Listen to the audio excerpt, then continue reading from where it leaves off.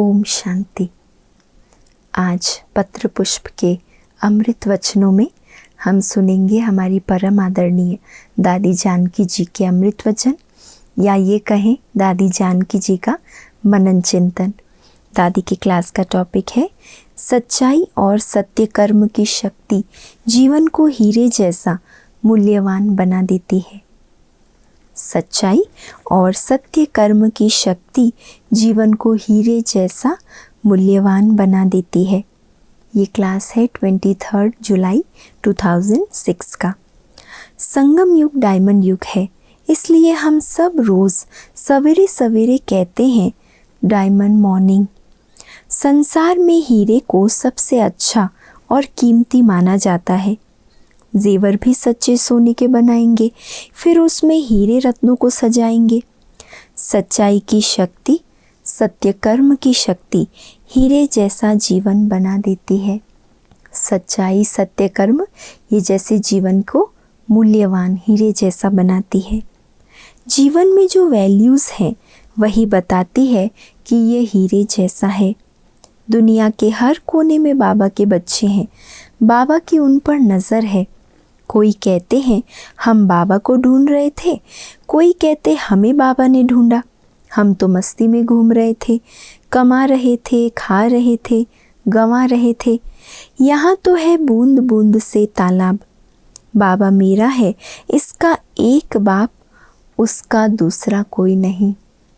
दादी कह रही है ये पाठ अगर पक्का हो कि मेरा तो एक बाप है, तो जिसका एक बाप है उसका कोई और नहीं।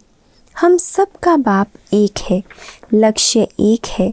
बाप का घर परम धाम हमारा घर है। उस घर से आए हैं, अब वापस जाने का टाइम आ गया है। नाटक में पार्ट पूरा हुआ। क्रिएटर, डायरेक्टर सब अभी स्टेज पर खड़े हो गए हैं। सबको वापस जाना है। हमको क्या करना है?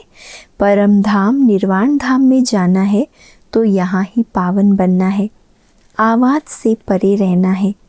शांति धाम पावन धाम है, जहाँ कोई कर्म नहीं है, संबंध भी नहीं है। ये शरीर भी क्या है? अभी मरा, जलाया, फिर उसकी राख रखने में भी डर लगता है। कहते हैं सीधे दरिया में डालो, लेकिन ऐसे शरीर का अभिमान कितना है। जब ख़त्म हो जाता है तो सेकंड में उसको फिर विदाई दे देते। और अभिमान देखो कितना है। पढ़ाई का, घर का, पैसे का, सुंदरता का नशा कितना दिखाते हैं, परंतु ये सब है नाशवान। दे अभिमान के सारे नशे हैं नाशवान। मैं कौन हूँ, मेरा कौन है, ये बाबा ने समझाया है। बाबा ने अंदर की आंखें खोल दी है। न कोई मेरा है, न कोई मेरी है, न कोई तेरा है, न तेरी है। मेरा कौन हुआ? एक बाप। एकाग्रता की शक्ति से बुद्धि को स्थिर बनाना है। मैं आत्मा परम धाम की हूँ। स्वधर्म शांत है। ड्रामा में हर एक का पार्ट अपना है। मेरा किसी से कोई हिसाब किताब नहीं। कर्म करना है, पर पुराना कोई कर्म बंधन नहीं है जो खींचे। कर्म बंधन कोई पुश करेगा, कोई पुल करेगा। याद की शक्ति से कर्म बंधन कट जाते हैं, विकर्म विनाश हो जाते हैं। अभी योग लगाते हैं, योग से शक्ति मिल रही है और कर्म से दुआएं मिल रही है। दुआएं कैसे मिलती है ये रिहर्सल करके देखो। सबके दिलों से दुआ निकलती रहे। बाबा हमारी ऐसी लाइफ बना रहा है, क्योंकि ब्राह्मण जीवन में आगे बढ़ने में दुआएं जैसे लिफ्ट का काम करती है। तो दादी कहती है रिहर्सल करो, दुआएं कैसे कमाएं। सबकी दुआ मिले, बाबा की शक्ति मिले, तो विश्व कल्याणकारी बन जाएंगे। कल्याणकारी शिव भोलानाथ बाबा ने आत्मा का कल्याण कर दिया। कल्याण क्या हुआ? विकर्म विनाश हुए, कर्म बंधन कट गए। आत्मा बड़ी शुद्ध शांत बाबा से शक्ति ले रही है। तो उस आत्मा के अंदर न संकल्प है, न विकल्प है। सबका कल्याण हो, सबका कल्याण हो। कोई फरियाद नहीं, कोई कंप्लेन नहीं। तो बाबा कहते हैं बच्चे अपने आप को अंदर चेक करते जाओ। बाबा से क्या क्या मिला है, अभी और क्या क्या लेना है। इतनी कमाई रोज़ हो रही है, बाबा का एक एक बोल लाखों का है। ऐसे ही हमारा भी बोल हो। सारे दिन में देखो मेरा अपने ऊपर कितना ध्यान है। दूसरों पर तो बहुत जल्दी ध्यान जाता है ना। दादी कहती है ये देखो खुद पर कितना ध्यान है। जिनके लिए सोचते हो, जिनकी चिंता करते हो, उनको आपकी ज़रूरत ही नहीं है। भले आप उनकी चिंता में मर जाओ। हम चिंता करते रहते और सामने वाले को हमारी फिक्र ही नहीं। भले आप उनकी चिंता में मर जाओ।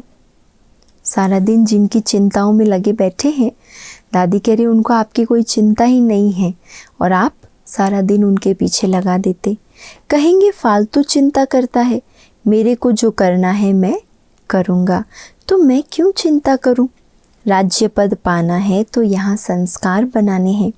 संस्कार बनाने में पहले प्यूरिटी आई, अशुद्धता का नाम निशान नहीं। सफ़ेद कपड़े की लाज रखना। नाम ब्रह्मा कुमार है तो कर्म भी ऐसे हो जो देखकर सब कहे हाँ यह ब्रह्मा कुमार है। मर्यादा को तोड़ा, अवज्ञा की तो राम राज्य स्थापन करने में सीता के मुआफिक परीक्षा पास करनी पड़ेगी। एक बारी चलाईमान हुए तो राज्य पद गंवाया।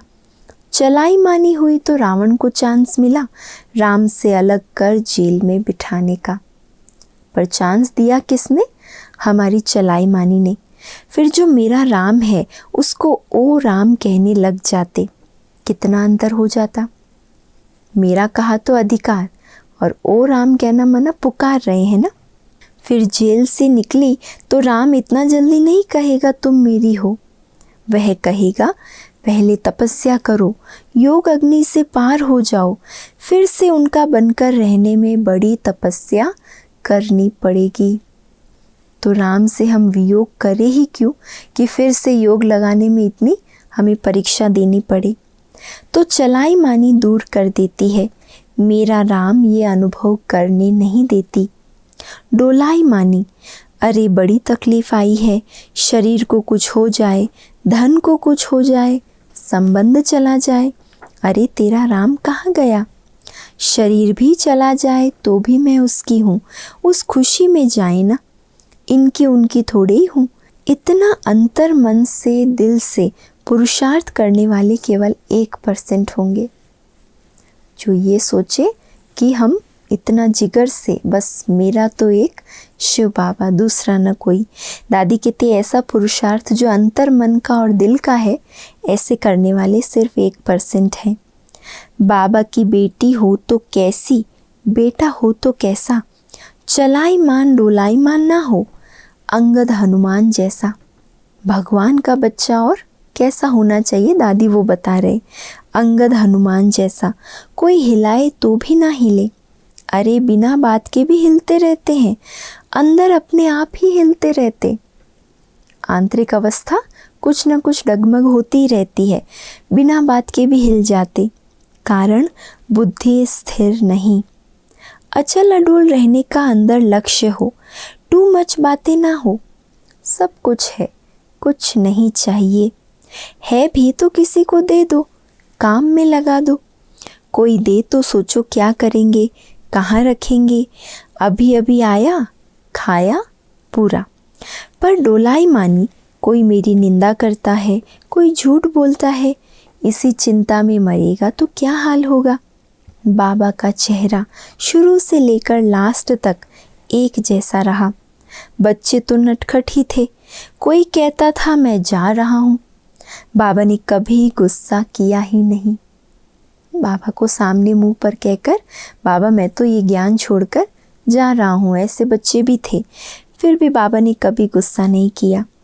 बाबा पर कोई गुस्सा भी करे तो भी बाबा जैसे शेष शैया पर लेटा हुआ है, विचार सागर मंथन कर रहा है। ना पसंद वाली बातें चेंज कर दें। तपस्या ऐसी जो नाग जैसा फूंक देने वाला हो, उसको भी वैजंती माला का मणका बना दें। किसकी कमी को ना देख ज्ञान के अंदर गहराई में जाओ। मुख से कुछ नहीं बोलो, बस शक्ल सब बोल दे। आपका चेहरा ही आपका आंतरिक मन का दर्पण बन जाए, आपका चेहरा देखकर ही सामने वाले समझ जाएं, कुछ शब्द बोलने की भी आवश्यकता ना पड़े। ऐसी अवस्था हमें बनानी है, ऐसा जीवन हीरे जैसा मूल्यवान बनाना है। अच्छा, ओम शांति।